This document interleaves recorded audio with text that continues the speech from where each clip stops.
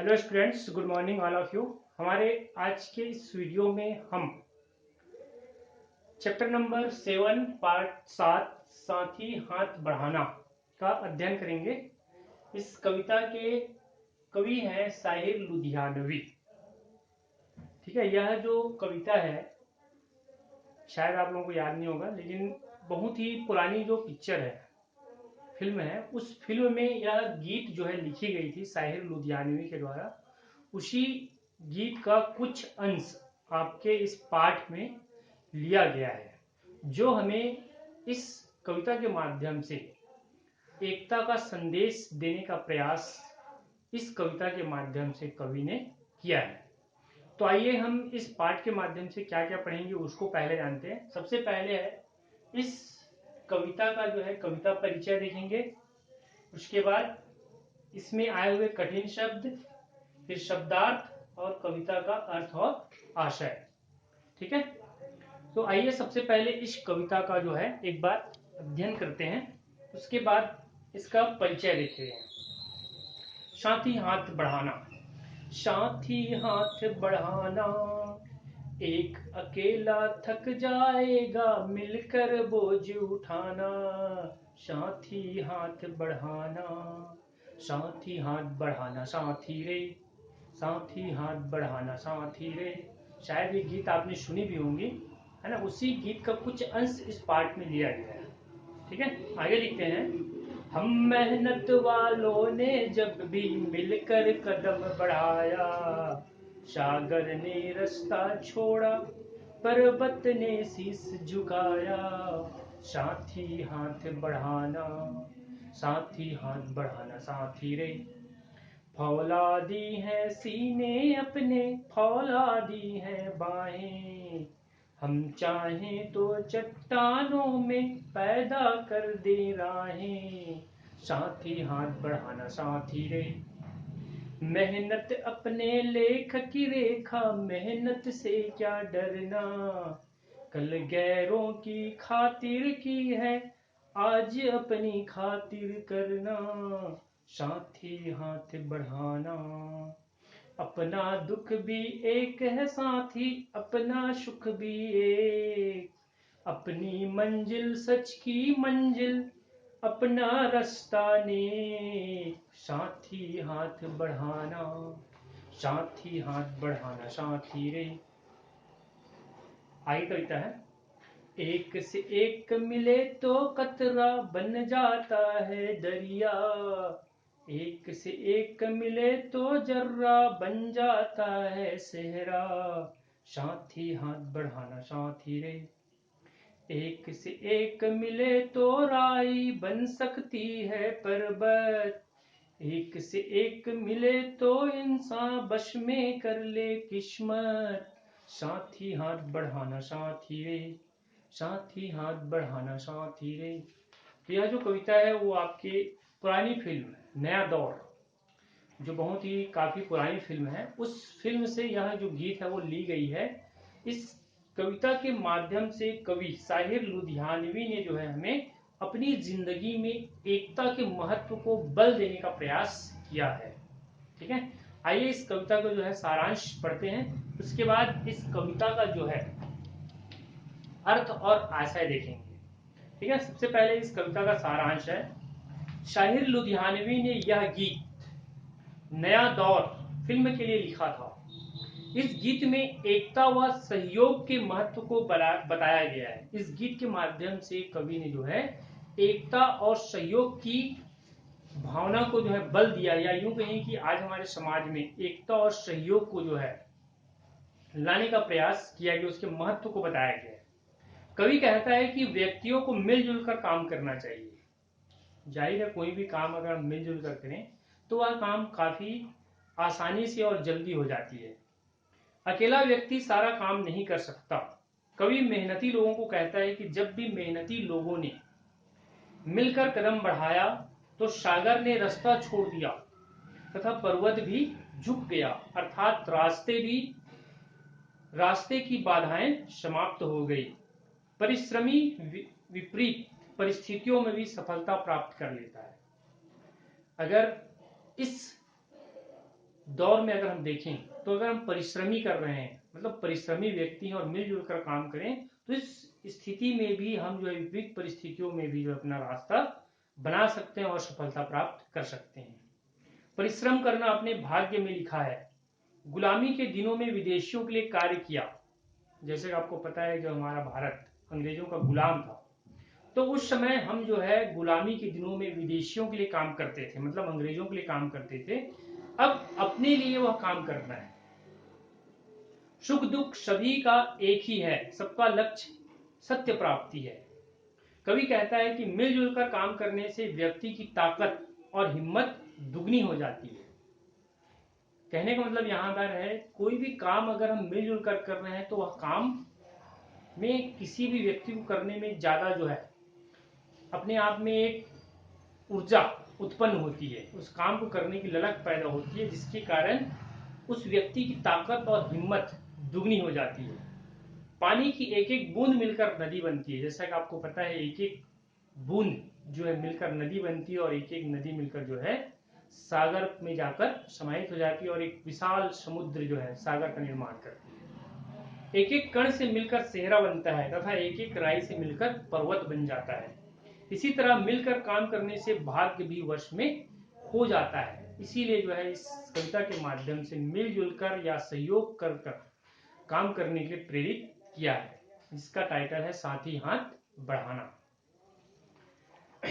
तो आइए इस कविता का अर्थ देखते हैं। सबसे पहले पहला पद लेते हैं। साथ ही हाथ बढ़ाना, एक अकेला थक जाएगा मिलकर बोझ उठाना। साथ ही हाथ बढ़ाना, हम मेहनत वालों ने जब भी मिलकर कदम बढ़ाया, सागर ने रास्ता छोड़ा, पर्वत ने शीश झुकाया।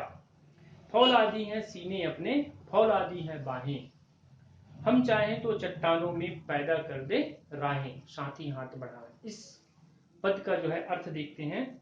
इसमें जो है कुछ शब्दार्थ दिए हैं। साथी, साथी मतलब होता है मित्र।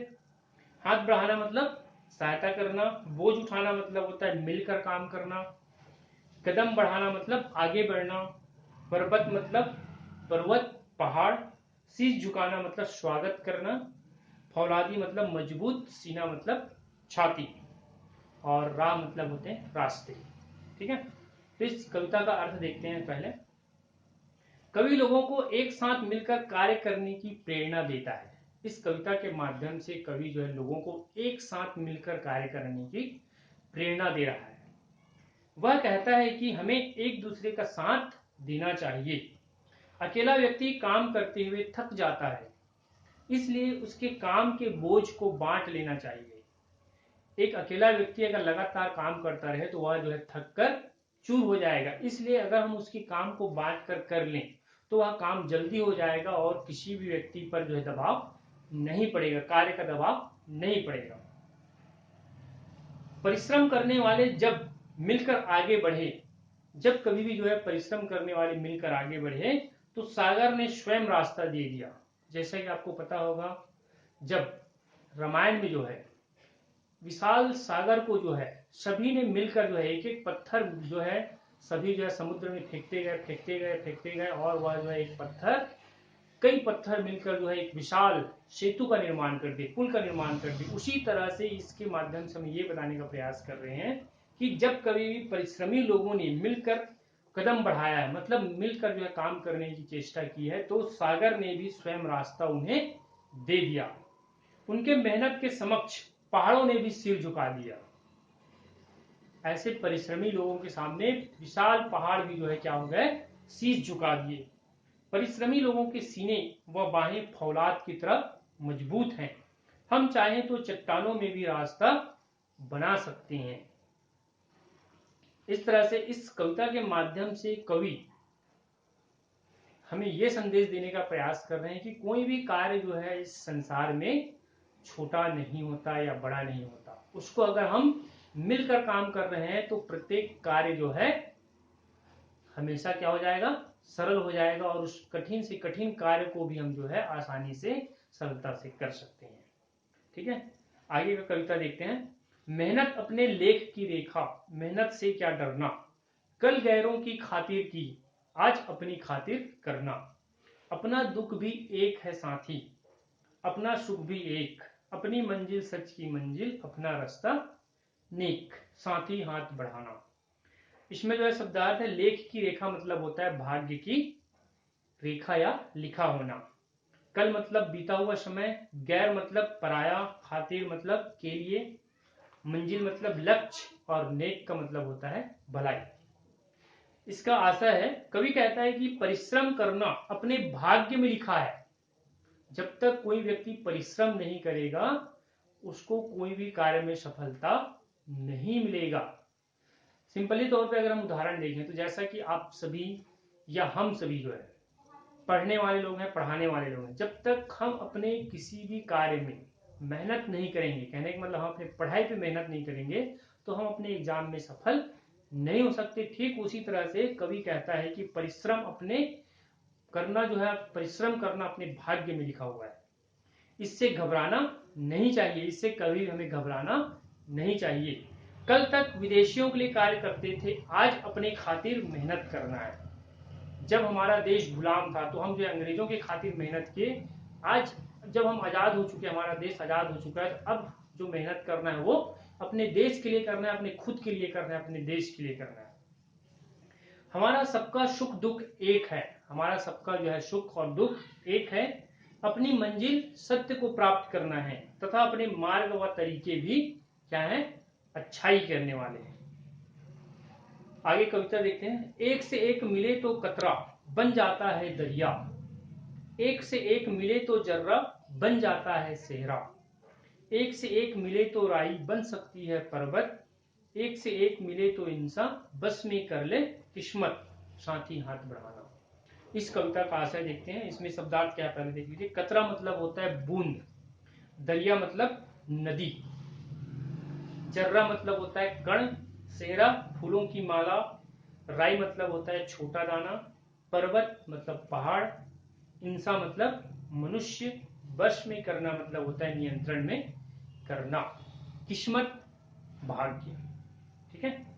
इस कविता का आशय है, कवि सामूहिकता के फायदे बताते हुए कहता है, कवि इस कविता के माध्यम से सामूहिकता मतलब समूह में काम करने के फायदे बता रहे हैं कि जिस प्रकार एक एक बूंद के मिलने से ही नदी का निर्माण, एक एक कण के मिलने से फूलों की माला तथा एक एक राई के मिलने से पहाड़ बन सकता है, उसी प्रकार एक एक व्यक्ति के मिलकर काम करने से भाग्य को भी नियंत्रण में किया जा सकता है। जैसा कि आपको पता होगा, एक एक बूंद मिलकर जो है एक विशाल नदी का रूप धारण कर लेते हैं, उसी तरह से एक एक कण के मिलने से फूलों की माला बन जाती है और एक एक राई के मिलने से जो है एक विशाल पहाड़ बन जाता है। ठीक उसी तरह से एक एक व्यक्ति के मिलकर काम करने से अपने हम भाग्य को भी नियंत्रण में कर सकते हैं। कहने का मतलब कोई भी काम हो हम आसानी से उस कार्य को कर सकते हैं। इस तरह से यह कविता का अर्थ या आशय। इस कविता का जो कठिन शब्द और शब्दार्थ मैं जो है आपको व्हाट्सएप के माध्यम से सेंड कर दूंगा, और साथ ही साथ इसके आशय और अर्थ जो है हमको पहले भाग में लिखना है, सेकेंड भाग में इस कविता का प्रश्न अभ्यास हम करेंगे। ठीक है। आज की वीडियो के लिए इतना ही। नेक्स्ट वीडियो में मैं जो है और भी आपको जानकारी दूंगा। तब तक के लिए इतना ही।